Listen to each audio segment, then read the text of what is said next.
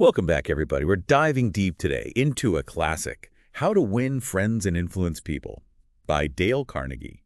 Now, I know it sounds a little, maybe a little old school, but trust me, it's more relevant than you think. And to help us unpack it all, we have Stephen and Mary from the Mighty Habits podcast. Hey, glad to be here. So this book, almost a century old, but still a bestseller. Why do you think that is? I think, honestly, it's because human nature doesn't really change. We all still want the same things, like connection, belonging, feeling understood, and Carnegie nailed that. You think it's really that simple? Like, basic respect, understanding, that's the key. Sounds simple, right? But think about it. How often do we actually do that? With all the distractions, social media, easy to forget the power of just listening to someone or showing we care. Yeah, good point. Like, we're all broadcasting our own lives and forget to listen to others. Yeah. But the Mighty Habits podcast mentioned something interesting about using these principles for manipulation, not genuine connection. Right. That's where intention comes in. The book itself really stresses sincerity, empathy.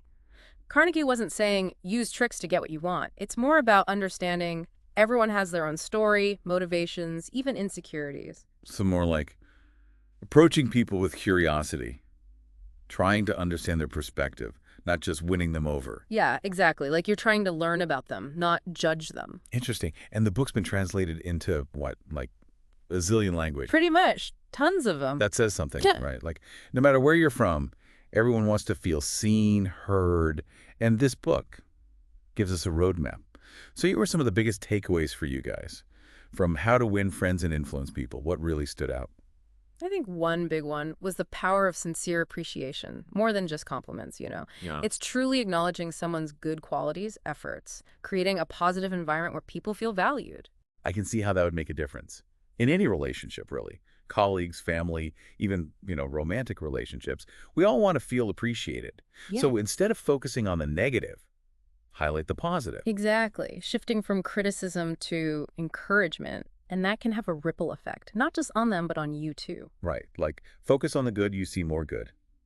Okay, but what about when conflict's unavoidable? Because let's be real, disagreements happen. How does the book handle that? Well, Carnegie believes how we handle those disagreements can make or break the relationship, he says. Avoid arguments as much as possible. Because arguing rarely changes anyone's mind, just creates resentment. He says, trying to find common ground instead. Approach it with understanding and compromise. So, not avoiding conflict entirely, Yeah. but like approaching it with a different mindset. Not trying to win, but to find a solution that works for everyone. Exactly. Collaboration, not competition. Starts with acknowledging their perspective, even if you don't agree. Try to understand why they feel that way. Look for common ground. That makes sense. Like Yeah. if you can see where they're coming from, it's easier to empathize, even if you don't share their view, which I think is especially important these days when everyone's so quick to judge, take sides. Definitely. With all the, social media, echo chambers, we need to see things from multiple perspectives. Mhm. And that's what makes this book so relevant, even today. It reminds us there's always room for empathy and understanding, even when we disagree. Okay, so how to win friends and influence people. It's about way more than just winning friends, right? It's about connecting with people in a genuine way. Yeah, I think that's a good way to put it. So we've talked about the big picture, but let's get into some specifics. How can we actually apply these principles in our daily lives? Let's do it. So one of the things Carnegie talks about is becoming genuinely interested in other people. Sounds simple, right? But is it really? Well, think about it. How often are we actually engaged in what someone's saying? Or are we just like waiting for our turn to talk?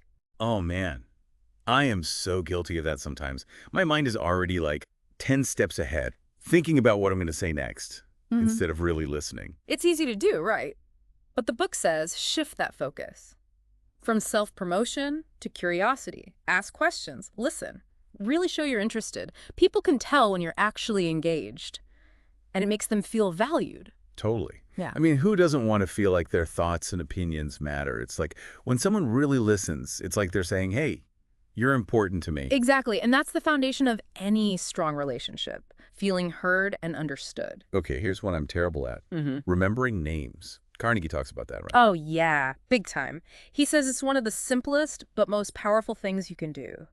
To make someone feel appreciated.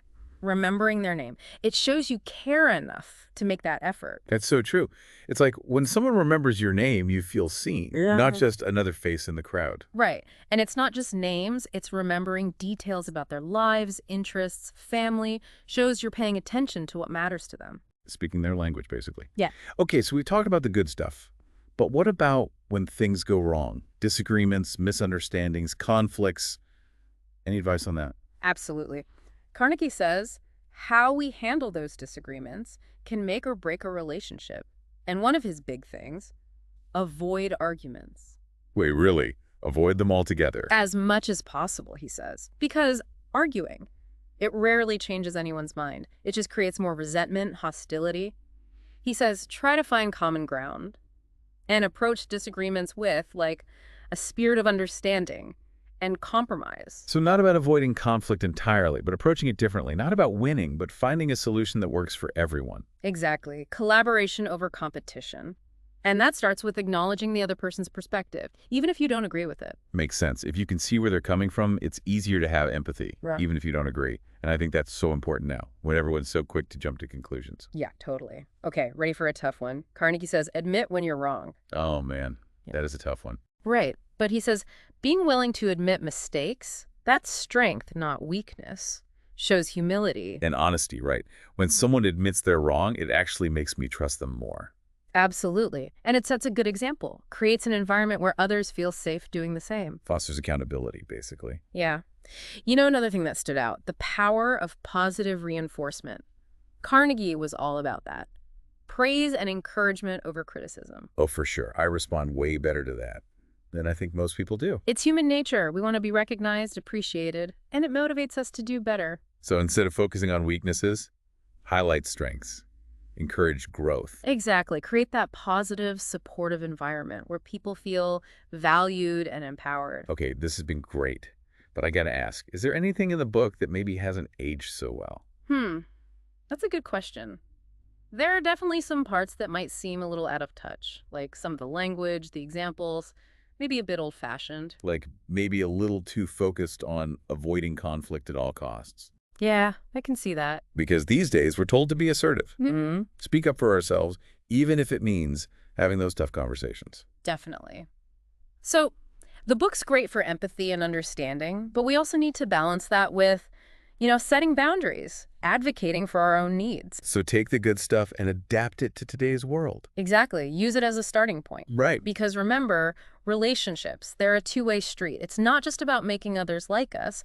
It's about surrounding ourselves with people who are supportive, kind, respectful. So true.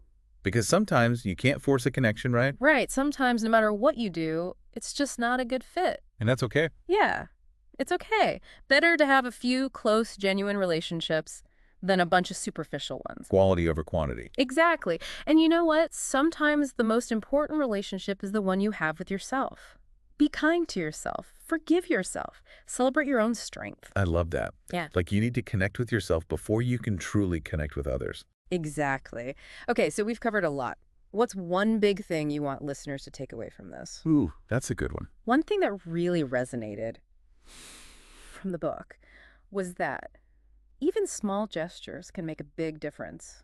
In relationships, I mean. Totally. Like just remembering someone's birthday Mm-hmm. or, Yeah. offering to help when they're stressed. Little things like that can make someone feel really appreciated. Right. It's not about like grand gestures or expensive gifts. It's those small, everyday things that show you care. It's like a silent language of kindness. Exactly. And those small things, they can have like a ripple effect, making things more positive for everyone. That's a nice thought. Uh-huh. But, what about the skeptics out there? The people who are like, this is great. I'm just shy. How can I do this? Well, the book's not about changing who you are or pretending. It's about finding your own way to connect authentically. So no need to become a super extrovert overnight. No, not at all. It's about knowing your strengths and using them in a way that feels genuine. For some people, that might be one-on-one interactions, not big groups.